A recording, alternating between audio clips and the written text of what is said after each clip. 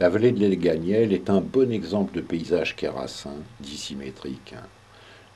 Le fond est occupé par le mont Viso et les pentes douces vers l'ouest sont portées par les couches géologiques.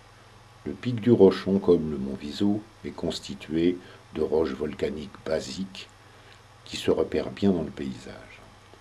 En regardant vers l'ouest, on voit comment l'orientation des couches structure le paysage. Le vallon du Longet est un bon exemple de dissymétrie. On y voit les versants qui regardent vers l'est, abrupts, formés de schistes lustrés.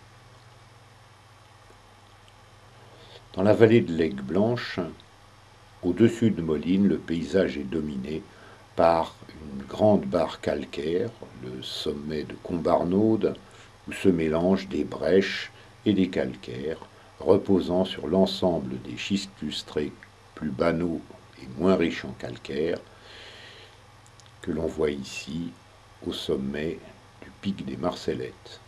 Le paysage est aussi marqué par la présence de gros blocs issus de l'activité glaciaire.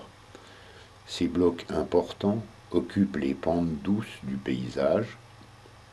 Ils sont les trois quarts du temps constitués de roches basiques. Le village de Pierre-Grosse, où ces blocs sont abondants, s'étale le long de la vallée, les fustes des vieilles maisons regardant vers le fond de la vallée. C'est un de ces gros blocs glaciaires perchés au sommet d'une colonne de terre qui constitue la demoiselle coiffée que l'on peut voir émerger de la forêt entre Villevieille et Moline.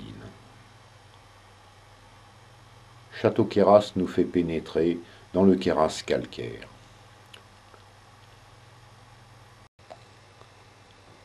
L'ensemble des sommets calcaires qui dominent la vallée d'Arvieux part de l'Addan du Ratier, pic calcaire, vers le sommet du Béal traversier et nous conduit jusqu'à un de ces vallons, le vallon de Clapeytot, qui nous permet de rentrer dans l'ensemble briançonnais.